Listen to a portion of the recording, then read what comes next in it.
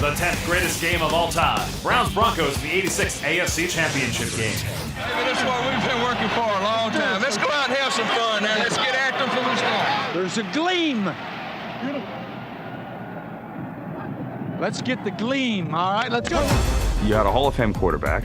You had an all-pro quarterback playing for his hometown team in his first full year as a starter. You also had two premier offenses battling back and forth in a clash for AFC supremacy. Will Height dives in for the touchdown. From the Denver 48, Kosar backpedaling. He's throwing the home run ball for Brennan. Turns one way, turns the other. He's got it. Ball at the 50. Touchdown. 5. Touchdown, Brian. Super Bowl. Well, the fat lady hasn't sung yet, but you can believe she's in the wings warming up the pipes. Cleveland Browns fans, you had to feel sorry for them. Super Bowl! Super Bowl! They were celebrating. It was their time. And he just destroyed them. The thing that I remember most was thinking that this guy's going to do it. We walked in knowing that it was a do-or-die situation. There was nothing else. It either go to the Super Bowl or we're going home, and we got a chance to do it on this drive. And the Broncos are 98 yards away from where they need to go. It's still 5 minutes to go, but they need something out of this drive. You're talking a 15-play, 98-yard drive in 5 minutes and 2 seconds at the end of the fourth quarter, the most pivotal time. Yeah, what better football is there than that? That's like best case scenario every time you play football is that you can drive the entire field. And the efficiency in which he just drove down the field, I've never seen anything like it. Elway is able to drill a 25-yard pass, and the drive and the hopes of Denver still alive. I thought the Browns were good enough to stop it. It wasn't until he got down close that I thought, well, maybe this could happen. Cleveland 20, Denver 13. Final minute. We're on the sidelines holding hands, because we're down and we're driving, and we believe that he can do it. 42 seconds to go. Broncos at the Cleveland 5. The snap to Elway. The look, the throw, touchdown! John Elway has just thrown the touchdown to Mark Jackson. 5 yards, 98.5-yard drive. When he threw the winning touchdown pass to Mark Jackson, it just crushed not just a city, but a region of northern Ohio. People forget as well, his drive didn't win the game. It only sent it to overtime. It's all going to rest on the foot of Carlos. And what happened in overtime was... To win it in overtime. Ball is down. Carlos's kick is on the way. Rich Carlos missed the field goal. It went over the upright. Anyone in that end zone will tell you that kick was no good. No conspiracy theories on our list. Truth is, the kick was good, and a legend was born. Without a doubt, one of the greatest games of all time. John Elway brought them back against Cleveland, in Cleveland. It was a monumental performance. One of the most iconic memories, heroic moments in NFL history, and also it's called The Drive. This game is 10, it probably should be higher. The 9th greatest game of all time. Dolphins-Chiefs in the 71 AFC Divisional Playoffs. Last week was playoff week. There was one game that was to stand above the rest as a memorable 3.5 hours of football. The game took place in this stadium, where Kansas City and Miami would record the longest game ever played. So many tremendous players on the field, Hall of Fame coaches opposite each other. There was a lot going on in that one. In a star-studded showdown, running back Ed Podolak stole the show, galloping for an astonishing 350 all-purpose yards. Podolak, right side, touchdown! It felt like he touched the ball on every play. He caught the ball, he ran the ball. I mean, he was all over the field. You knew he was the guy that day.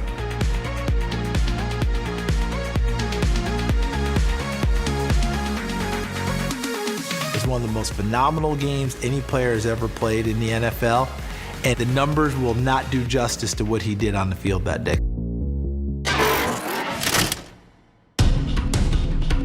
Those guys were like riding high. Then all of a sudden, boom, the air comes out of them and the air inflates us. Here's the handoff, Podolak through the middle, and he fumbles the ball. Dolphins have got it at the 13-yard line. That was sort of the first time we all saw, okay, this is what the Dolphins can be. This was kind of the real emergence of them and how they hung tough in that game. Dolphins trying to get into this end zone. Hand off to Zonka. He's in for the touchdown. Don Shula's Dolphins and Hank Stram's Chiefs continued to trade blows as the game became a war of attrition. Podolak, right side, touchdown. Man, it was just brutal. We kept trying to cut their head off, and we couldn't, and they tried to keep cutting our head off, and they couldn't. Throws right, throws, touchdown. Our number 9 greatest game of all time went into sudden death overtime twice. After 82 minutes and 40 seconds of football, the Chiefs had a chip shot chance to win. In the end, Miami survived the test of time battle.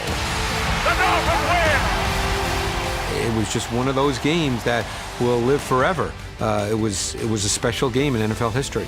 When games go on, two teams that are just absolutely exhausted trying to figure out how the hell to score, that's why this is in the top 10. The 8th greatest game of all time, Steelers-Raiders in the 72 AFC Divisional Playoffs. This was exactly what you want in a football game. Two of the 70s dominant defenses squared off in a physical match that was long on punishment and short on points. He steps away, throws a pass, intercepted by Nehemiah Wilson. Determined to deliver, Ken the Snake Stabler slithered his way to a fourth quarter touchdown. He's going to run up the left side, touchdown! I thought the Raiders were going to win. You know, you just knew it. Stabler, 30 yards for the touchdown. With a minute and 13 seconds left to go. It is 4th down, still 10 to go. Pittsburgh's ball at their own 40-yard line, 22 seconds left to play. Our number 8 greatest game of all time ultimately came down to one play, which elevated one franchise and hindered another. And Bradshaw back and looking again. Bradshaw running out of the pocket, looking for somebody to throw to, fires it downfield, and there's a collision. And it's caught out of the air. The ball is pulled in by Franco Harris. Harris is going for a touchdown for Pittsburgh. Franco Harris pulled in the football. I don't even know where it came from. Absolutely unbelievable. Is it a catch? Yes. Yes, it's a catch. It was ruled a catch. It looks like a catch to me. You can watch that play as many times as you want, and you're going to see the same camera angle of him dipping his hand out of the picture and pulling up a football. Are we sure the Immaculate Reception really happened? Did he catch that? Are we sure? Don't tell me it hit the ground. He clearly picks it up. We've seen the film 1,000 times. You needed a higher power for the Steelers to win that game. If Franco Harris doesn't pick that ball up a centimeter off the turf, don't tell Raiders fans I said that, but he picks it up just above the turf. They go on to win. To have an incredible play like the Immaculate Reception with those two teams, I think you have to include it as one of the most electrifying and thrilling games in the history of the sport. The Immaculate Reception game is at least top 5. I mean, come on. It ended up creating the team that's won the most Super Bowls in NFL history. They were truly born in this game. So who do I need to talk to raise this number? The 7th greatest game of all time, Super Bowl 42. This one has to be on the list because of all of the things that are included. It's our last time being here together. Don't take it for granted. Every one of us as little boys have dreamed of playing in the Super Bowl, but here we are. For the 10-6 Giants to even be in this game, it sets the scene. Their quarterback cannot be sacked, can't even be hit. We don't stand a chance. This was the most confident team in the history of football, going against a Giants team that we weren't really sure were good. Super Bowl 42 can only be the greatest game of all time if you really, really like defense, because it's a lot of bad offensive line play by the Patriots at the worst possible time.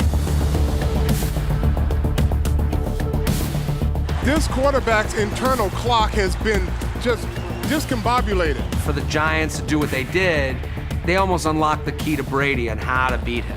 Get at him up the middle, bother him in the pocket, play rough with him. Sacked by Michael Strahan. Brady was under pressure the entire game. The Giants found a way, and credit to those players and credit to Steve Spagnuolo to dialing it up. So the 18-0 season continues to hang very much in the balance. With their legacy in jeopardy, the perfect team needed the perfect drive to take the lead. 7:23 to go in the game. 10-7 Giants. The Patriots are going to have to show us the stuff of champions here. Back to throw, Brady. Looking, fires over the middle. It goes complete to Wesley Welker. One of the great drives in Tom Brady's career. He had the undefeated season completely on the line against the team that was crushing him. Touchdown! Randy Moss! After Randy Moss caught that first touchdown to take the lead, I'm sitting there thinking, what could possibly be better? And then football happened. Eli Manning had never been known as a winner, and here he is in this moment leading the team against one of the most incredibly talented teams in NFL history. This is what every quarterback lives for. Can Eli Manning do it? Back to throw. The rush. Gonna be hit. Gonna be sacked. No, he got out of it. Now he fires downfield, and it is caught. Wow. That was so clutch, dude. Spun around. He's able to get away. Looks to throw. He does downfield, and a leaping catch is made. The catch itself, obviously, unbelievable. I have no idea how it works physics-wise. This wasn't some play against a prevent defense at the end of the game. This is against one of the greatest safeties in the game, Rodney Harrison, that goes up and he can't come down with the ball on David Tyree. I bought a car from him last weekend. David Tyree with a ball that stuck to his helmet. That's amazing. 17-14, fellas. One touchdown, we are world champions. 4 plays later, New York solidified their giant impact on NFL history. Touchdown Giants! In the left corner of the end zone! And the Giants, with the most improbable win, have won Super Bowl 42. I think it was one of the most miraculous, amazing games. That moment, Super Bowl history, NFL history, it has everything you could possibly want. The 6th greatest game of all time, the 1981 epic, Miami. 81 divisional playoff game between the Chargers and the Dolphins is the greatest game in NFL history. Another NFL Films classic. You talk about two teams that were just going back and forth at one another. You have Air Coryell, and on the other side, Don Shula, and to see them go back and forth, boy, that was incredible. I remember watching that game. The Chargers were up at one point 24-0. Front foot race, touchdown San Diego. Offensively, the Chargers have blasted this game wide open. The game had everything. I mean, you thought it was over when the Chargers went up, but then the Dolphins, 17-0 in the second quarter. Touchdown to Joe Rowe. It was literally a game that had you kind of on the edge of your seat, especially in the first half, and you see it end on the Tony Nathan hook and ladder play, which I still can't believe happened. So that's one of those gadgets. You get away with it, you can execute it, and they did. When they did the hook and ladder, Dupert and Nat Moore. Did you ever see Top Gun? It was literally like, where'd he go? Where'd who go? And he's just trotting into the end zone. Like, how's it a tie? That was a great game. Immediately when you think, okay, Chargers-Dolphins playoff game, you say, oh, Kellen Winslow. Comes right to your mind. This is a tight end who might have been the best at his position when you consider the era. I mean, nobody was doing what he was doing. Kellen Winslow is a football hero that night. Back to try and help out Charlie Joyner. Protection in time, over the middle. He's got his wingman, Winslow, touchdown. He was all over the field. He caught 13 balls that day. He made a ton of great plays. His performance was just absolutely off the charts. I think it's the greatest performance by a tight end in playoff history. Winslow was wonderful, but his biggest impact came late in the fourth quarter. 4 seconds left to go. He kicked it, it is blocked. Great effort by Winslow. Overtime in Miami. To get the Chargers against a tough Dolphins team in overtime, that's as good as it gets. In our number 6 greatest game of all time, both teams left everything on the field. The emotional level of this game has turned into one of the most unbelievable playoff games in NFL history. In the end, the Chargers outlasted the Dolphins after 74 minutes of play. San Diego Chargers win and move on to the AFC Championship game. I think it's the greatest game ever played because you've got all the epic aspects. It goes overtime. Kellen Winslow basically having to be carried off the field. That was one game that if you ever want to measure determination, that was it. It had two quarterbacks, prize fighters, Fouts and Schrock, just blow for blow. It was an absolute masterpiece of football. And now, the 5th greatest game of all time, Super Bowl 49. That Patriots-Seahawks Super Bowl, it was like Frazier and Ali. It's just two champions going at each other, proving who's the best dynasty right now. Play fake to LeGarrette, quick throw, underneath, touchdown Patriots! New England strikes first! The seesaw battle, Patriots drive the field to score, then the Seahawks come right back. The handoff inside to Lynch, he's down to the 2, he dives in! Touchdown! Seahawks! Just an unbelievable game. We'll never see anything like that again. He lobs it to the right side for Gronkowski, has a step, has a touchdown! Patriots! But then, at the back end of the second quarter, suddenly the game takes on a different life. Looks, he's going to throw hard. Ball is reaching up, caught. It is Matthews for a touchdown. Gutsy call by Pete Carroll. In the third quarter, the Seahawks took a 10-point lead. Play fake. Russell drops back, looks, fires. Got a man in the end zone. Down. Seahawks. You gotta step up and challenge the line of scrimmage. Just need everybody to do their job. Hey, we need a big championship drive. That's what we need. But people forget about Brady in the fourth quarter of that game, leading 2 long touchdown drives. Brady delivers a laser. It was so precise and so pinpoint, you almost forgot watching it how good the defense he was playing against was. Brady fires back to the end zone. Touchdown, New England! In the most important moment, in the most important game, in the biggest stage, he comes up big. I mean, this was the Seattle Seahawks defense in their absolute prime. Just pick them apart. Looks left, throws for Edelman. Touchdown, Patriots! It was a very well-played, well-schemed game. And it got better as the game went on. He's got him. He didn't overthrow him. Russell's going to lay it up over the top this time. Kearse reaching up. Ball slam. He caught it. It fell into his arms. Holy catfish. Jermaine Kearse just does this bobble, comes down with it, and they have the ball at the 4 or 5 yard line. And you've got to believe the Patriots are done. The Patriots are sitting there saying, oh my God, it's going to happen again. We're going to lose the Super Bowl on a ridiculous catch. He's got to make a play. Russell Wilson extends the hands he has. Wilson, quick throw. And it's intercepted.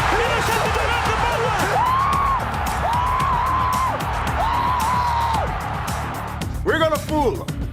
We're gonna run a slant. I know we got beast mode back there and they think we're gonna run it, but we're not. What an unbelievable turn of events. This man's name is Beast Mode.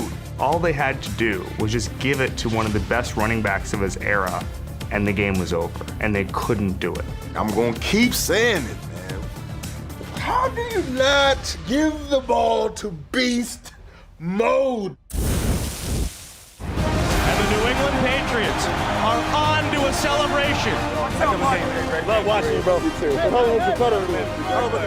It was the perfect back-and-forth game. It was a heavyweight fight. It was a great game from beginning to end. For my money, that's the greatest game in NFL history. The 4th greatest game of all time, Super Bowl 43.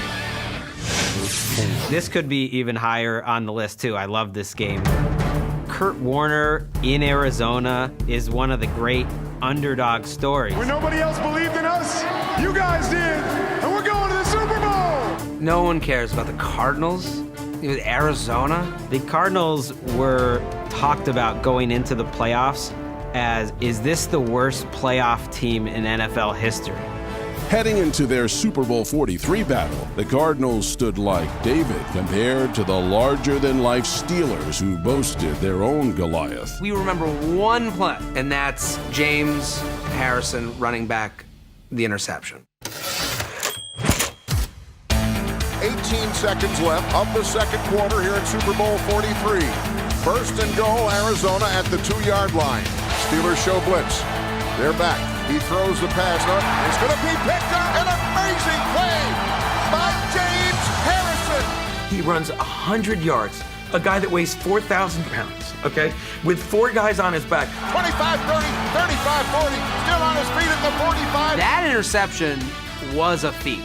No, he's still on his feet. Just push him. I mean, it's not Willie Gault. It's not Baryshnikov. Just yell James, T-Bone. Maybe turns around. Nothing. 20, the 15, the 10, the 5, and that's a touchdown from Pittsburgh. A 100-yard touchdown return by James Harrison. Then in the fourth quarter, things go nuts. Warner in the gun. Arrington flanks into his left. Warner to pass with time. Fires over the middle to Fitz. Caught at the 45, 50. Fitz is loose 40, 30. Goodbye! Cardinals lead! Larry Fitzgerald, in a career-defining performance, breaks one. It looks like he just won the Super Bowl for the Cardinals, for the team that he'd carried on his back for years. You gotta be kidding me! The Cardinals lead Super Bowl 43. The biggest holy cow moment I've ever had. I thought they were dead. This was a haymaker that was going to knock them out. Time to be great. Time to be great. The Cardinals have the lead, and the Steelers drive down the field. Santonio to the 10. This might be the greatest Steelers offensive drive of all their Super Bowl wins. Maybe the greatest catch in the history of the Super Bowl. Throws it back corner of the end zone. Santonio with a touchdown. That man looked like 6 o'clock. You ever see 6 o'clock? Like straight up and down. Like his whole body was just like 6 o'clock, straight up. I still have no idea how he got both of his toes down. I was in the upper deck at that game, yelling into my phone to my wife, "Did he make the catch? Did he make the catch?" That's a touchdown. Controlled the football, came down on both toes, inbounds, touchdown. It's number 4 on the list, but it really should be number 3. Cardinals come back from the 20-7 deficit. The Santonio Holmes catch may be the best catch in Super Bowl history. That just produced all the thrills you could need in a Super Bowl. The third greatest game of all time, the Ice Bowl. This maybe is the best. Number 3, if anything, seems a little bit low. The Ice Bowl, it signifies a moment really for the NFL that everybody kind of recognizes. 2 of the most iconic franchises, Cowboys and Packers. You had Tom Landry, you had Vince Lombardi, you had Ice. Ice makes everything cooler. There was a guy in the stands who died. The refs literally could not blow the whistles. They were making hand motions to actually call penalties because it was so cold. When people think about cold weather football games, they're going to think about the Ice Bowl. They're going to think about the Cowboys coming from a much warmer environment and going toe-to-toe with a classic Green Bay Packers team. Our number 3 greatest game featured a negative 48-degree wind chill, yet Lombardi's Packers were unfazed. Iredale the flanker. Again, Starr goes back to throw. Spots his man, fires. It is complete. And the Green Bay Packers have another first down. Starr gets the protection, fires. The pass is complete. Green Bay, they're at their highest peak at that point, and they're out there in the cold, and they're reveling in it. And they're just looking at these guys from Texas thinking, you can't take this. In the end, they didn't. Starr pumps one up the middle. The pass is complete. Downer for the touchdown in the end zone. And the Green Bay Packers draw first blood. The Packers scored on their first drive. And at that point, everybody figured, well, like, this game's over. Because the Packers were the Packers. I mean, they were the team of the decade. Back to throw. Fires a long one. It is complete to Boyd Downer. He'll go into the end zone with the touchdown. Game's barely started, and it's 14-0 Green Bay already. The Dallas Cowboys appear to be in big trouble. As it turned out, frigid conditions froze the Packers' momentum, while a cold Cowboys defense began to thaw. Great play by Willie Towns. Barstar being chased and driven the ball forward. Picked up by Andre to the 5. He goes into the end zone for a touchdown for the Cowboys. The Cowboys fought back and got back in the game. And then at the end, they have this possession and they're driving down the field. And all of a sudden, you're saying, wow, the Cowboys might actually win this thing. Meredith pitches out to Reeves, coming around left side, the halfback pass downfield. There's Ritzel at the 20. Ritzel to the 10. Ritzel to the 5. He scores! 17-14. And Chuck, I would say that the Packers have got their work cut out for them now. Whoa! Bud? Yes, sir. Defensively, they don't seem to be coming off the ball. Maybe 53 and 52, see? Yes, sir. Okay. Yes, sir. As the temperatures continued to fall, the pressure rose. Bart Starr was numb to both. I mean, that final drive in the Ice Bowl, I mean, you don't have many tougher situations than what he faced, bringing that team from behind, knowing this is your last possession, and you as the quarterback, you playing on an icy field, you can't even feel the football in your hands. You have to make every right decision and every right throw. And he did. And the Packers have finally solved this big Dallas Cowboy run. Bart Starr comes over, calls the play, says we're going to call a pitch, but he's going to keep it. And all I remember is Lombardi saying, then run it and let's get the hell out of here.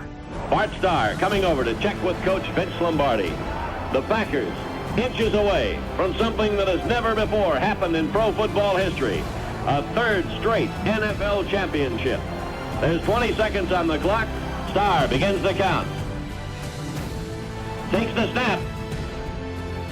He's got the quarterback sneaking. He's into the touchdown. The Packers are going to be NFL champions for the third straight year. These two teams were really leaving it all out there. Matching up in that kind of weather, I mean, it's clearly one of the best games of all time. The second greatest game of all time. The 1958 NFL Championship game. This, to me, is the greatest game ever played in the National Football League for what it meant to the league. The NFL would not be what the NFL is today without the 58 championship game. It should be number one on the list. And we're ready for the greatest football game ever. This was the exact launching point that football needed to become a massive sport for the next 70 years.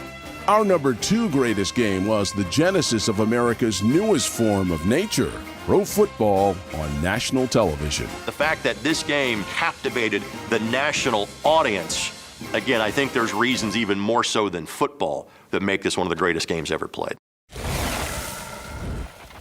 The 1958 championship game featured 12 Hall of Famers, yet sloppy play dominated primetime TV.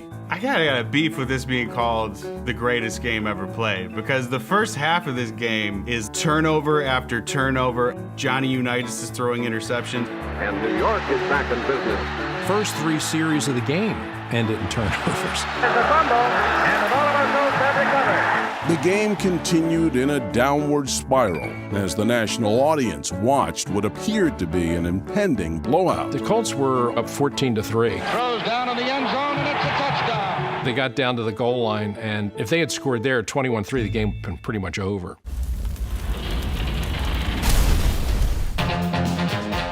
I don't think this is the greatest game ever played if this goal line stand doesn't happen.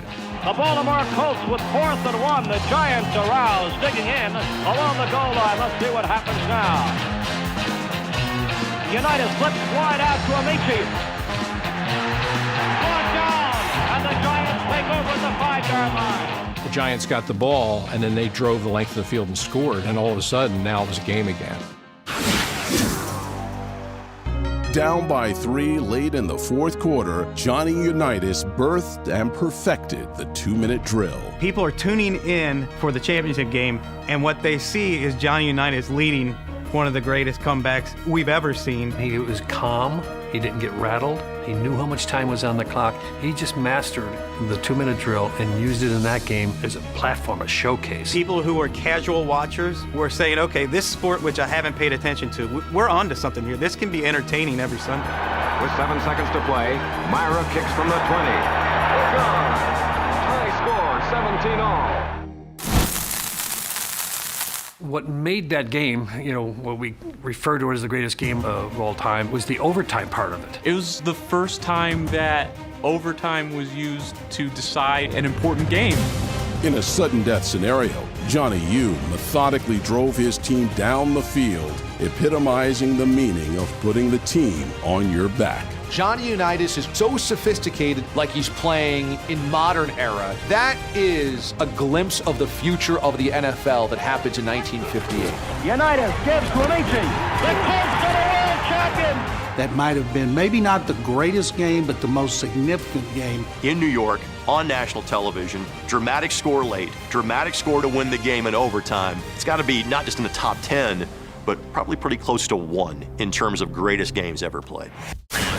And now, the greatest game of all time, Super Bowl 51. There's no way that Super Bowl 51 can be the top of this list. I think, yeah, top to bottom, I think Super Bowl 51 has to be the greatest game. The greatest Super Bowl comeback? Yeah, it should be on the list, but I don't think it's the greatest game ever played. It's the greatest game I've ever seen. Let's dominate today by everybody that loves us. Let's go. Dominate on 3. Give me all you got. Yeah. I'm going to give you all I got. There's no doubt that deserves to be the #1 greatest game. It's unbelievable. It rewrote the expectations for Super Bowls. The first half, you have the Falcons completely pummeling the Patriots. They were getting eviscerated. If anything, 28-3 was charitable. The Atlanta Falcons are playing downhill right now. Everything that they are doing is working. They never seen anything like this. You have Tom Brady throwing that interception. Pass is picked off. It's coming back to the right. And then looking like Chris Farley on figure skates trying to tackle the guy on the pick 6. That game was over. Ryan gonna throw. Here's Coleman at the 5. He'll beat Ninkovich to the end zone. Falcons 28, New England 3. Gotta be kidding me. Halfway through, in the concourse, Falcons fans were partying, drinking, taking photos, hugging, kissing. People were making out, didn't even know each other. I had a cousin who already booked a flight to Atlanta to go to the parade. The parade. This is the third quarter. I think my parents left the Super Bowl party they were at because they were like, it's over. And then my mom's texting me being like, wait, what? Got locked in now, laser focus. You have to understand that if you take your foot off the gas, there's no way you are going to win, especially against Tom Brady and the Patriots. In the second half, the Patriots' offense was not only efficient, but dominant. 3rd and 10 from the New England 9. Tom takes the snap. There's pressure. He throws toward the right. Hogan makes the grab at the 25. What a strike between a pair of defenders. And you look at the characters involved, Brady, Belichick. You look at some of the plays involved, the Julian Edelman catch. Ball's tipped, diving for it. I caught it. Oh, my goodness, what a play with the ball literally inches above the turf. Crazy, I swear to God. No way, look at it. Watch. On the ground. No. That play, I hope, doesn't get lost to history because that was really the one play that changed the entire complexion of that game. Hey, no fear. No fear, cut it loose. You can feel the tension, and you start looking at the sideline of the Falcons, and you can see them getting tight, and you can feel this Patriot machine just going. Brady surveys the defense. Tom takes the snap. He backs up, hands it to White. Up the middle. Touchdown, Patriots! It's amazing how this team is never dead. It wasn't a historic meltdown by the Falcons. It was just unprecedented execution by the Patriots. Tom takes the snap. Quick throw to Amendola. Screen left. He's in! And once down by 25. The Patriots are even with Atlanta. Every single play the Patriots needed, they somehow got, and they ended up pulling out that game. 2 yards from a 5th Super Bowl championship. Brady gets the snap, pitches out White, gets a block, cuts inside, he digs, he turns, he dives! It is a touchdown! The Patriots have won Super Bowl 51! These are things that people will never forget. And for those things to all have come together for one game makes it the best game of all time. I can pretty safely say that Super Bowl 51, the 25-point comeback in the second half, 28-3, Tom Brady throwing for 466 yards, first overtime Super Bowl. There's no doubt that was the greatest game of all time. If you're doing the all-time greatest halves, you might have the right answer with Super Bowl 51, but I don't think you have it with the all-time great games. If this is the Patriots' first Super Bowl win, maybe it's not the greatest game. But when this is the way you get that 5th ring, oh my God. I mean, you can't write a Game of Thrones episode that well.